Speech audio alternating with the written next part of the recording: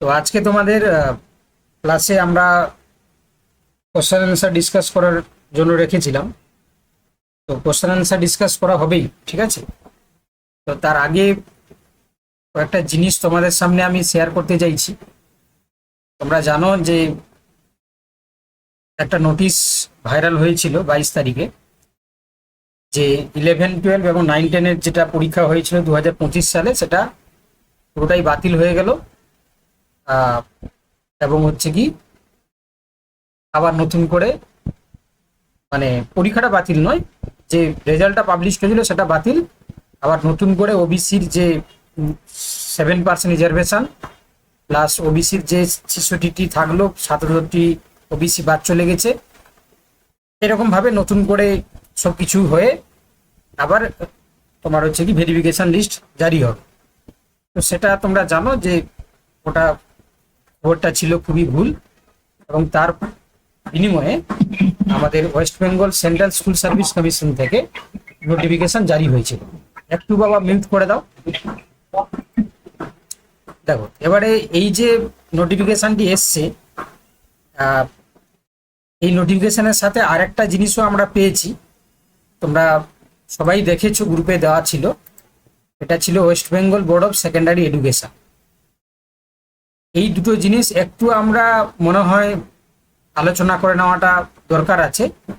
প্রথম নোটিশ তোমরা দেখেছিলে, যে যে নোটিশটি তোমাদের ভাইরাল হয়েছিল সেটা তোমার ছিল ফেক নিউজ, ঠিক আছে। তো সেই সম্বন্ধে কোনো কমিশনের কোনো নোটিশ নয়, সেটাই জানানোর জন্য এই নোটিশটি পাবলিশ করে, ঠিক আছে। সবাই পড়েছো, সবাই জেনেছো, নতুন করে কিছু বলার নেই। এবার প্রশ্ন হলো, দেখো আর একটা যে নোটিশ এসছে, এটাই হচ্ছে কি অনেক কিছু প্রশ্ন চিহ্ন এনে দিচ্ছে। যেমন দেখো, যে checking the vacancy of second SLST 2025 for assistant teacher prior to being forwarded the West Bengal central school service commission. অর্থাৎ তোমরা বুঝতেই পেরেছো যে একটা মানে চেকিং চলছে। কি চেকিং? না ভ্যাকেন্সি, অ্যাসিস্ট্যান্ট টিচারের যে ভ্যাকেন্সি সেগুলো চেকিং চলছে, এবং চেকিং এর পরে তারা West Bengal central school service কমিশনে পাঠাবে। ওকে, এই সম্বন্ধেই লেখা রয়েছে। জাস্ট জিনিসটা তোমরা সবাই জেনেছো যেহেতু। এবারে প্রশ্ন হলো, অনেকেরই একটা ধারণা হয়েছে, তারপরের দিন তোমরা জানো যে একটা পাবলিক মিটিংয়ে আমাদের মাননীয় মুখ্যমন্ত্রী তিনি ঘোষণা করলেন যে এবার থেকে নতুন যে এসএসসি হবে তার পরীক্ষার সিস্টেম সম্পূর্ণভাবে পাল্টে দেওয়া হবে। ওএমআর আগে পাবলিশড হতো না, সেটা পাবলিশড হবে। ওএমআর স্টুডেন্টের কাছে যাবে, তার পাশাপাশি 60 নম্বরের এমসিকিউ পরীক্ষা হবে, 30 নম্বরের একাডেমিক নাম্বার থাকবে, আর 10 মার্কস হচ্ছে কি ভাইবা, ঠিক আছে, বা ইন্টারভিউ যেটাকে আমরা বলি। এখানে কোনো টিচিং এক্সপিরিয়েন্সের নাম্বার থাকবে না। এই রকম বৃত্তান্ত তিনি পাবলিকলি জারি করেন, তোমরা জানো। তো সেটার পরে একটা হইচই পড়ে যায় যে তাহলে কি 2025টা কি বাতিল হয়ে যাবে? কারণ তোমরা জানো যে নবগঠিত মুখ্যমন্ত্রী হওয়ার পর এই এসএসসি নিয়ে পাবলিকলি তেমন কিছু কথা তিনি প্রকাশভাবে বলেননি আর কি। তার আগে মানে মুখ্যমন্ত্রী হওয়ার আগে যখন বিরোধী দলনেতা ছিলেন, এই 2025 সালের ফ্রেশার্সদের উদ্দেশ্যে, যারা চাকরিহারা শিক্ষক তাদের উদ্দেশ্যে বিভিন্ন জায়গায় বিভিন্ন প্রতিশ্রুতি দিয়ে রেখেছিলেন, তাই না? এবার প্রশ্ন হওয়াটা স্বাভাবিক, মানে যে 2025 সালটা কি থাকবে না বাদ হয়ে যাবে, ঠিক আছে। এটা একটা প্রশ্ন চিহ্ন চলে আসছে। বা যদি থাকবে, সুপ্রিম কোর্টের যে রায় যে 31 আগস্টের মধ্যে সম্পূর্ণ প্রক্রিয়া কমপ্লিট করতে হবে, তার এই সময়সীমা পরিমাপের যদি আমরা গণনা করি তাহলে কোয়াইট ইম্পসিবল হয়ে যাচ্ছে। বিশেষ করে হচ্ছে কি তোমার 9, 10-এর ক্ষেত্রে। হয়তো 11, 12টা হয়তো কার্যত কিছুটা করে নিতে পারবে, কিন্তু 9, 10-এর ক্ষেত্রে প্রশ্নচিহ্ন চলে আসছে এই কারণে, মাত্র 9টা সাবজেক্ট যেগুলো কম কম ক্যান্ডিডেট ছিল সেই রকম সাবজেক্টের ভেরিফিকেশন হয়েছে, ইন্টারভিউ এখনো হয়নি, আর বাকি সাবজেক্ট তো ভেরিফিকেশনই হয়। তো সেক্ষেত্রে আজকে বলতে বলতে তোমরা জানো যে মে মাস কমপ্লিট হয়ে গেল, জুন, জুলাই, আগস্ট, তাই না? তাহলে জুন, জুলাই আর হচ্ছে আগস্ট, এই 3টে মাস থাকলো। অর্থাৎ যদি আমরা গড়ে 30 দিন করে ধরি, তাহলে 30 থেকে 90 দিন। তো তার মাঝখানে এত কিছু কাজ, যদিও অসম্ভব কিছু নয়, মানে যদি কমিশন চায়, সরকার যদি সাপোর্টিভ হয়, তাহলে এটা 30 দিন গেল, এটা 60 দিনেও সম্পন্ন করা সম্ভাবনা রয়েছে। ঠিক আছে, কারণ তোমরা ইতিমধ্যে দেখেছিলে যে এসএসসি তারা জানিয়েছিল যে 11-12-এর ক্ষেত্রে যেটা তোমার যেভাবে আঞ্চলিকভাবে ইন্টারভিউ হয়েছিল আর সেন্ট্রালি ভেরিফিকেশন হয়েছিল, এবারে তারা 9-10-এর ক্ষেত্রে তোমরা জানো যে ভেরিফিকেশনটা আঞ্চলিকভাবেই হচ্ছে। তো আঞ্চলিকভাবে ভেরিফিকেশন হলে খুব কুইকলি করা সম্ভব হয় বা তাড়াতাড়ি করা সম্ভব হয়। ঠিক একইভাবে সব জায়গায় যদি সব রিজিয়নগুলোতে প্যারালালি ভেরিফিকেশন ইন্টারভিউ দুটো প্রক্রিয়া একসাথে চলে, আর যাদের দুটো প্রক্রিয়া হয়ে যাবে সেন্ট্রালি তাদের কাউন্সিলিং যদি করায়, তাহলে সময়ের কোনো বাধা থাকবে না। ঠিক আছে, তবে যে জিনিসটা নিয়ে বারবার হচ্ছে কি একটা প্রশ্নচিহ্ন আসছে, ঠিক আছে, তো সেখানে আমি বলতে পারি, ঠিক আছে, আমি তোমাদেরকে বলতে পারি, তো আমার মনে হচ্ছে যে 2025 এটাকে বাতিল করা হচ্ছে কি অনেক কিছু মানে বাধা বিপত্তির মধ্যে দিয়ে যেতে হবে। আমার মনে হয় না যে এই নতুন সরকার হচ্ছে কি বাতিলের দিকে এগোবে, তাই না? এটা কোনো সম্ভাবনা আমি দেখতে পাচ্ছি না। হ্যাঁ, তোমরা বলবে স্যার এর মধ্যে অনেক কিছু জটিলতা ঢুকে আছে, তো সেগুলো মানে একমাত্র উপায় হচ্ছে বাতিল করিয়ে নতুন সিস্টেমে পরীক্ষা করিয়ে করানো আর কি। দেখো, তার মধ্যে একটা জিনিস তোমাদেরকে বলে দিচ্ছি যে প্রথম কথা, বাতিলটা না হওয়ার পিছনে কারণ হচ্ছে কি, যে যেহেতু হচ্ছে কি কোর্টের আওতায় সবকিছু লিগেলি বা ভালোভাবে হচ্ছে অবজার্ভ করেই কাজগুলো চলছে আর কি। আর দ্বিতীয় কথা হচ্ছে কি, যেহেতু তোমার এটা এর সাথে ইন সার্ভিস টিচাররা রয়েছে এবং সুপ্রিম কোর্টের রায় অনুযায়ী ইন সার্ভিসরা তাদের পুরনো চাকরিতে ফিরতে পারবে না, সে যে যাই বলুক না কেন, ইম্পসিবল। ঠিক আছে, কোনোভাবেই হচ্ছে ফিরে যাওয়া সম্ভব নয়, কারণ সেখানে শুধু যে ওএমআর-এর কারচুপি হয়েছিল তা নয়, আরও বিভিন্ন কারচুপি হয়েছিল, যার কারণে ওটাকে বাদ দিয়েছে সুপ্রিম কোর্ট, স্বয়ং সুপ্রিম কোর্ট বাদ দিয়েছে। আমার মনে হয় যে 2016 সালের প্যানেল আবার ফিরে আসবে, এটা কার্যত কোনোভাবেই ফিরে আসার কোনো সম্ভাবনা নেই। তাহলে একমাত্র হচ্ছে 2025, এবারে না হলে আবার হচ্ছে কি নতুন করে নোটিফিকেশন জারি করে ফর্ম ফিল আপ করিয়ে হচ্ছে কি প্রসেস করতে গেলে আগস্ট কেন, এই 2026 সালটাও মানে কুলাবে না আর কি, মানে 27 চলে যাবে। তো সেক্ষেত্রে এই যে আগস্ট থেকে হচ্ছে কি তোমার পঠন পাঠনের হ্যাম্পার হবে, প্লাস হচ্ছে কি তোমার পরীক্ষা সিস্টেম করতে গেলে সেখানে আবার অনেক কেওস হবে, অনেক কিছু প্রবলেম রয়েছে। তো কার্যত আমি যতটুকু আমার অভিজ্ঞতা থেকে মনে করছি যে 2025 সাল কোনোভাবেই এই পরীক্ষাটাকে বাতিল করার মানে পক্ষে কেউ যাবে না।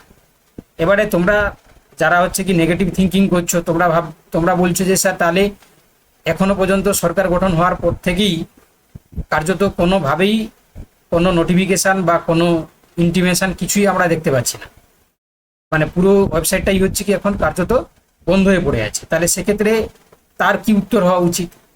তো দেখো, উত্তরটা হচ্ছে কি সেটা হচ্ছে কি, দেখো এখনো পর্যন্ত সভাপতি থেকে শুরু করে মানে এডুকেশন মিনিস্টার এখনো পর্যন্ত গঠন হয়নি।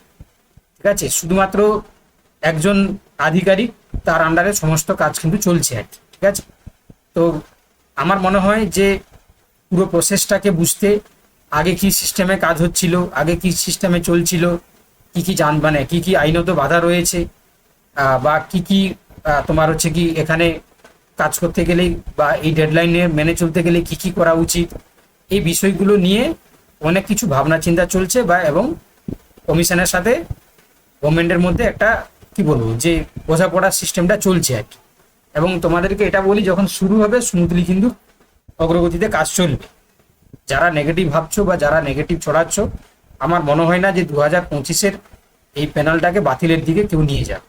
ঠিক আছে, কারণ এটা নিয়ে গেলে 2026 সাল কেন 2027 সালের মাঝামাঝি পর্যন্ত লেগে যাবে সব কিছু কমপ্লিট করতে, নতুন করে পরীক্ষা করতে। ঠিক আছে, তো অতএব যারা, আমি প্রথম দিন থেকে তোমাদেরকে একটা কথাই বলে আসছি যে 2025 সাল পরীক্ষা কোনোভাবে বাতিল হবে না। আমি আজকেও আমার স্ট্যান্ড পয়েন্টে থাকবো।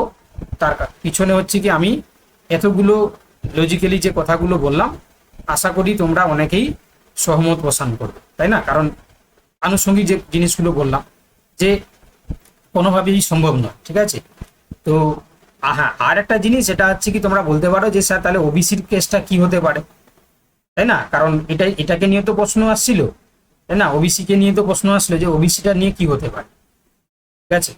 তবে এটা ঠিক, যারা যারা তোমাদেরকে বলছে যে ওবিসি যারা ৭৭টা যে কাস্ট সিস্টেম রয়েছে তারা তো কার্যত বাদ চলে গেল।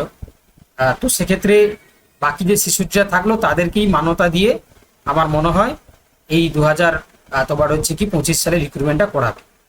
কারণ সেক্ষেত্রে তোমরা বুঝতেই পারছো যখন ভেরিফিকেশন স্টেজে এদেরকে হচ্ছে কি মানে আটকাতে পারে, তবে সেটা 11-12-এ কার্যকর মানে নাও হতে পারে, কারণ 11-12 যেহেতু হচ্ছে কি একদম পুরো মানে রেকমেন্ডেশন লেটার পাওয়ার স্টেজে চলে গেছে, কারণ তাদেরকে বাদ দেওয়া মানে যারা বর্তমানে যারা চাকরি করছে তাদেরকেও বাদ দেওয়া, তাই না? মানে যারা ওই ৭৭টা ওবিসির মধ্যে যারা রয়েছে তাদেরকে বাদ দেওয়া, তো তাদেরকে তো বাদ দেওয়া সম্ভব নয়। তো সেক্ষেত্রে আমার মনে হয় যে এই 11-12-এর ক্ষেত্রে কার্যকর নাও হতে পারে। ওদের হচ্ছে কি তোমার ৭৭টা মানে যতটা ওবিসি ছিল আগের লিস্ট অনুযায়ী সেগুলোকে রেখে দিতে পারে, ঠিক আছে? আর যারা 9-10-এর ক্ষেত্রে মেবি, ঠিক আছে, 9-10-এর ক্ষেত্রে মেবি স্যার যে কাজগুলো বাদ গেছে সেই কাজগুলো কিন্তু বেশিরভাগই মানে এই 2011 সালে নতুন সরকার আসার পরে তৈরি।